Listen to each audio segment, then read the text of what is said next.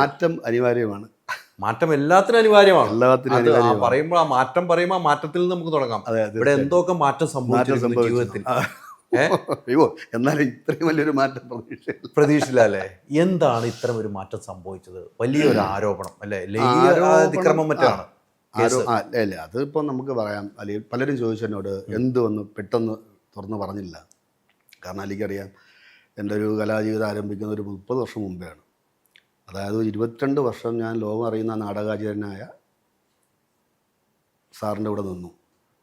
അതിനുശേഷം ഇതിൻ്റെ ഇടയ്ക്ക് തന്നെ ഈ സിറ്റ്കോം പ്രോഗ്രാം ചെയ്തു. പിന്നെ അതിനോടനുബന്ധിച്ച് 10-30 ചെറുതും വലുതുമായിട്ടുള്ള വേഷങ്ങൾ ചെയ്തു. എൻ്റെ കലാജീവിതത്തിലോ വ്യക്തിപരമായ രീതിയിലോ ഇനി യാതൊരുവിധ ഇത്തരം ആരോപണങ്ങൾ ഇതുവരെ ഉണ്ടായിട്ടില്ല. എല്ലാവരും വളരെ സൗഹാർദ്ദപരമായി വളരെ രസിച്ചും കളിച്ചും തന്നെയാണ് ഞാൻ മുന്നോട്ട് പോയിക്കൊണ്ടിരുന്നത്. പിന്നെ ഈ പ്രോഗ്രാമിൽ ചില തർക്ക വിഷയങ്ങളുണ്ടാവും. കാരണം ഫസ്റ്റ് എപ്പിസോഡ് തൊട്ട് ഈ ഞാനുള്ള സമയം വരെ ഈ പ്രിസണിൽ, കാരണം അവരിപ്പോൾ മാറ്റി നിർത്തിയിരിക്കുന്നു പറഞ്ഞു കഴിഞ്ഞാൽ ആരോപണ വിധേയരായ മാറ്റി നിർത്തുക, അത് കഴിഞ്ഞതിന് ശേഷം നമുക്ക് കണ്ടിന്യൂ ചെയ്യാന്നുള്ള തീരുമാനത്തിലാണ് പറഞ്ഞിട്ടുള്ളത്. അപ്പോൾ എല്ലാ കാര്യങ്ങൾക്കും ഞാൻ ഇടപെടും. അതായത് സ്ക്രിപ്റ്റിൽ ചിലപ്പോൾ എൻ്റെ കഥ, ഒരുപാട് എത്രയോ കഥ, കാരണം ഇതിൽ ഈ പറയുന്ന മാധവൻ തമ്പി എന്ന് പറഞ്ഞ ക്യാരക്ടറിൻ്റെ രീതി എൻ്റെ അച്ഛനാണ്, കുട്ടമ്പിളൻ്റെ അപ്പൂവനാണ്. അവിടെ വസ്തുതർക്കവും കാര്യങ്ങളും എൻ്റെ വസ്തുവിന് വഴിയില്ല, റിയൽ എൻ്റെ അച്ഛൻ. അപ്പോൾ അത് ഞാൻ എനിക്ക് എന്തൊക്കെ എവിടെ ഇംപ്ലിമെൻ്റ് ചെയ്യാൻ പറ്റൂ, അല്ലെങ്കിൽ എനിക്ക് എന്തൊക്കെ പ്രകടിപ്പിക്കാൻ പറ്റുന്ന വേദി, പ്ലാറ്റ്ഫോം കൂടിയാണിത്. അതിനുള്ള ഒരു എന്താ പറയാൻ, അത് നമുക്കതിനുള്ള ഒരു സ്വാതന്ത്ര്യം ഉണ്ണികൃഷ്ണൻ സാർ വന്നിട്ടുണ്ട്. അദ്ദേഹമാണ് എന്നെ ഇതിലോട്ട് കൊണ്ടുവന്നത്.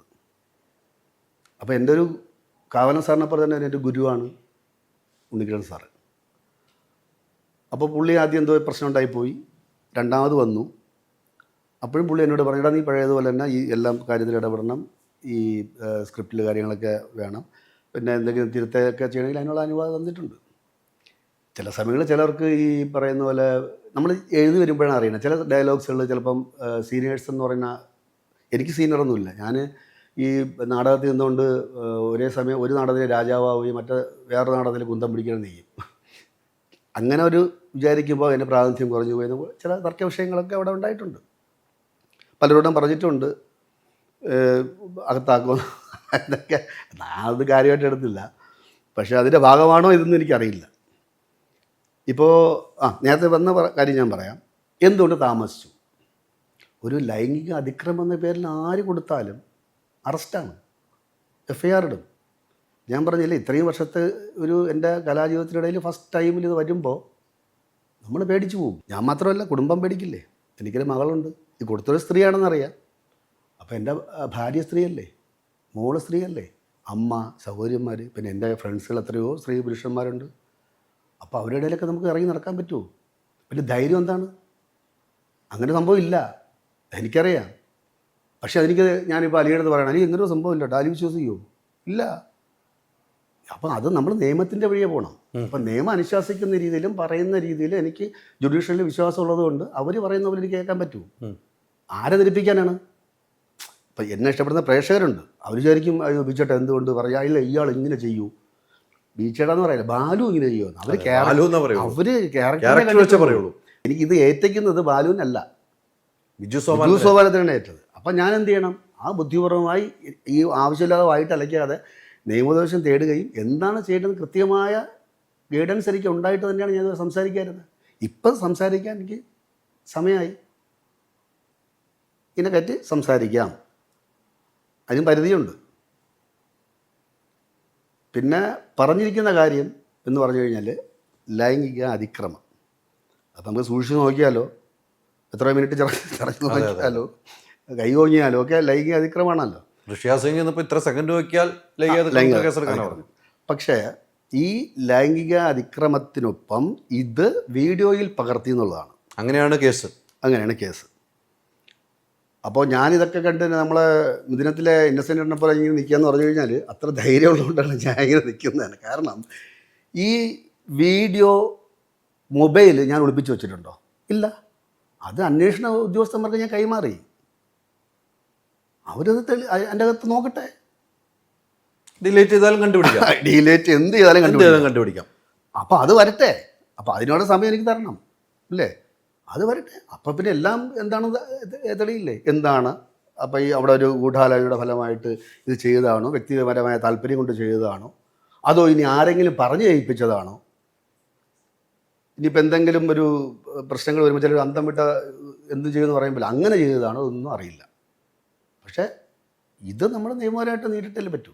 തീർച്ചയായിട്ടും. കാരണം എൻ്റെ കരിയർ നശിപ്പിക്കുന്ന വിധത്തിലാണ്. ആരും ബുദ്ധിയില്ലാത്തവരൊന്നുമല്ലല്ലോ, അറിയാമല്ലോ എൻ്റെ കോൺസിക്വൻസ് എന്താവും നന്നായിട്ട് അറിയാം. ഇത് കൊടുത്തു കഴിഞ്ഞാൽ അവൻ എന്താവും കുറച്ച് കാലത്തേക്കെങ്കിലും. അവർക്ക് തന്നെ അറിയാം, എല്ലാ കാലത്തേക്കും പെട്ടില്ല. കാരണം എൻ്റെ സത്യാവസ്ഥ അവർക്കറിയാം. അപ്പോൾ അവരെ കൊടുത്ത ആളിൻ്റെ മനസ്സാക്ഷിയോട് ചോദിക്കണം, ഞാൻ എന്ത് ലൈംഗിക അതിക്രമം നടത്തിയെന്ന് അവരെ മനസ്സാക്ഷിയോട് ചോദിക്കണം. അപ്പോൾ എനിക്ക് പ്രേക്ഷകരോട് പറയാനുള്ളതെന്ന് പറഞ്ഞു കഴിഞ്ഞാൽ ഇത് വരട്ടെ. അല്ലാതെ ഞാനിപ്പോൾ എന്ത് പറയാൻ പറ്റില്ല ഇല്ല എന്ന് ഞാൻ മറവിളി കൂട്ടി വിളിച്ച് പറയാം അയ്യോ ഞാനങ്ങനെ ചെയ്തിട്ടില്ല, ആരും വിശ്വസിക്കത്തില്ല. അതെനിക്ക് നല്ല ഉറപ്പുണ്ട്. പക്ഷേ വിശ്വസിക്കും എപ്പോഴെന്നറിയാമോ? ഈ കേസ് ലൈംഗിക അതിക്രമം എന്നുള്ള കേസ് കോടതി വഴി തെളിയുമ്പോഴും ഈ അവർ പറയുന്നത് ഇത് മൊബൈൽ ഷൂട്ട് ചെയ്യുന്ന ആ മൊബൈൽ വരുമ്പോഴും കറക്റ്റായി തെളിഞ്ഞിരിക്കും തെളിവുകളുടെ അടിസ്ഥാനത്തിൽ. അതെ. ഇവിടെ ഉള്ള പ്രശ്നം എന്താണ്? ബിജു സോപാനം എന്നൊരു വ്യക്തി നേരത്തെ പറഞ്ഞ ബാലു എന്ന ഒരു കഥാപാത്രം ചെയ്ത് പ്രേക്ഷകർ മനസ്സിലിടം പിടിച്ച ആൾ. നിങ്ങൾ ആ സെറ്റിൽ അത്രയും സൗഹൃദമായിട്ട് മുന്നോട്ട് പോയ ആളുകൾ അല്ലേ? ഒരു ഇപ്പം നേരത്തെ ഉണ്ണികൃഷ്ണകാരൻ, അപ്പോൾ ഇതിനു മുമ്പ് ഉണ്ണികൃഷ്ണനുമായിട്ട് വിഷയം ഉണ്ടായി, ഈ പരാതി നൽകിയ സ്ത്രീയുമായിട്ട് വിഷയം ഉണ്ടായപ്പോൾ അന്ന് ഞാൻ വാർത്ത ചെയ്തൊരു വ്യക്തിയാണ് അല്ലേ? അതിനുശേഷം വീണ്ടും ഞാൻ സാറുമായിട്ട് പ്രശ്നം ഉണ്ടാക്കിയിട്ടില്ല. ഇല്ല, അന്ന് അവർക്കൊരു വിഷയം ഉണ്ടായപ്പോൾ ഞാൻ ഗുരുനാഥനാണ് എല്ലാ വിഷയം ഉണ്ടായത്. തരുന്നത്. അന്ന് അത് എന്നെ ഉണ്ണികൃഷ്ണൻ മാറ്റിയത്. വീണ്ടും ഉണ്ണികൃഷ്ണൻ വരുന്നു. ഇതിനകത്ത് രണ്ട് റൂട്ടാണ്. ഉണ്ണികൃഷ്ണൻ വന്നു കഴിഞ്ഞപ്പോൾ വീണ്ടും ഒരറിവിൽ ബിജു സോപാനം ഗുരുവെ പോലെ കാണുന്ന ഉണ്ണികൃഷ്ണൻ അല്ലേ? ഉണ്ണികൃഷ്ണൻ വന്ന് ബിജു സോപാനും കൂടെ ഒന്നിച്ച് നിന്നുകൊണ്ട് ആ പരാതിക്കാരിക്കെതിരെ ഒരു നീക്കം നടത്തിയെന്നൊരു ആരോപണം വരുന്നുണ്ട്. രണ്ട് കാര്യങ്ങൾ ഞാൻ പറഞ്ഞു. ആരോപണം വരുന്നു. അങ്ങനെ നീക്കം നടത്തിയപ്പോഴാണ് ഒരു ആരോപണം വന്നപ്പോഴാണ് ലൈംഗിക അതിക്രമമായി മാറുകയും പിന്നീട് കേസിന് പോവുകയും അങ്ങനെ ഞാൻ വാർത്ത വായിച്ചാണ്. അപ്പം ലൈംഗിക അതിക്രമ കേസുമായി മുന്നോട്ട് പോയി. ഇവിടെ ഉള്ള വിഷയം 2 പേർക്കെതിരെയാണ് അല്ലേ? 2 പേർക്ക് നിങ്ങൾ അതിനകത്തുണ്ടായിരുന്നു. ശ്രീകുമാറും ഉണ്ട്. അവൻ സെറ്റിൽ വാതുറന്ന് സംസാരിക്കില്ല. അവൻ സ്ക്രിപ്റ്റ് പഠിക്കാൻ വേണ്ടി മാത്രമേ വാതുറക്കുള്ളൂ. ആരെ കാലത്ത് ഇടപെടാൻ പോകുന്നത് എവിടെയെങ്കിലും പോയിരിക്കുന്നവരാണ്. 2 പേർക്കെതിരെയാണ്. അപ്പം അദ്ദേഹത്തിൻ്റെ ഭാര്യ രംഗത്ത് വരികയും ഭാര്യ കാര്യങ്ങൾ വ്യക്തമാക്കുകയും ചെയ്തു. അതിനുശേഷം ഭാര്യ പറഞ്ഞിട്ട് ഞാൻ വരുന്നുണ്ട്, ഒരു വരവും കൂടെ വരുമെന്ന് പറഞ്ഞിട്ടാണ്, അത് ആർജവത്തോടുകൂടി പറഞ്ഞിട്ടാണ്. അപ്പം ഒരു ഭർത്താവിന് ഒരു സ്ത്രീ ഒരു ഭാര്യ കൊടുത്ത ഒരു ബലമാണ് നമ്മൾ കാണുന്നത്. തീർച്ചയായിട്ടും ഒരു ഭർത്താവ് ഏറ്റവും മോശപ്പെട്ട ഒരു ഭർത്താവാണെങ്കിൽ ഒരിക്കലും ആ സ്ത്രീ കൂടെ നിൽക്കുമെന്ന് നമ്മൾ വിശ്വസിക്കുന്നില്ല. ആരും നിൽക്കില്ല. ഒരു ഭാര്യ ഒരു തെറ്റായ വഴിക്കുകയോ ഭർത്താവും കൂടെ നിൽക്കില്ല, ഭർത്താവ് തെറ്റായ വഴിക്കുകയോ ഭാര്യയും കൂടെ നിൽക്കില്ല. പിന്നെ ആ ഒരു റൂട്ടാണ് നമ്മൾ കണ്ടുകൊണ്ടിരിക്കുന്നത്. അല്ലെങ്കിൽ ഒന്നും അല്ലാത്തവനായിരിക്കണം അവർക്ക് കൂടെ. അങ്ങനെയൊക്കെ വരുമ്പോൾ ഇപ്പോഴത്തെ സാഹചര്യത്തിൽ നേരത്തെ വിചേട്ടൻ പറഞ്ഞ പോലെ ഞാൻ വൈകിയത് കാരണങ്ങൾ വ്യക്തമായി. നിങ്ങൾ തമ്മിൽ ഈഗോ വിഷയങ്ങൾ വീണ്ടും ഇത് തുടങ്ങുമ്പോൾ ഈഗോ വിഷയങ്ങൾ അവിടെ വലിയ രീതിയിൽ ഉണ്ടായിട്ടുണ്ട് എന്ന് ഞാൻ പറഞ്ഞാൽ അത് നിരസിക്കാൻ പറ്റുമോ? ഇല്ല. ഈഗോ വിഷയങ്ങൾ ഒരുപാട് ഉണ്ടായിട്ടുണ്ട്. പല തലത്തിലും. പക്ഷെ അത് ഇമാതിരി ഒരു രീതിയിൽ അവിടെ ചെറിയൊരു കോക്കസ് ഉണ്ട്, ചെറിയതായിട്ട്. അപ്പോൾ അത് പലരുടെയും പറഞ്ഞ് അറിഞ്ഞിട്ടുള്ളതാണ് ഇവനെ അകത്താക്കും എന്ന് ഞാൻ പലരും അറിഞ്ഞിട്ടുള്ളതാണ്. പക്ഷേ ഞാൻ പറഞ്ഞില്ലേ, അത് നമ്മളൊരിക്കലും കലാകാരന്മാരല്ലേ, അങ്ങനെ ക്രൂരമായിട്ട് നമ്മൾ ഒരിക്കലും ചിന്തിക്കില്ല ഉള്ളതാണ് എൻ്റെ വിശ്വാസം. പക്ഷേ ഈ പറയുന്ന പോലെ ഇത് നമുക്ക് തുറന്നു പറയണമെങ്കിൽ കഴിയട്ടെ എന്നെനിക്ക് പറയാൻ പറ്റും. വാട്സാപ്പ് വഴി ഇംഗ്ലീഷ് പഠിക്കാൻ ഇംഗ്ലീഷ് കഫേ ഉള്ളപ്പോൾ ഇംഗ്ലീഷ് ഒരു വിഷയമേ അല്ല. English cafe, we present you the perfect English. WhatsApp now 9633 888 575.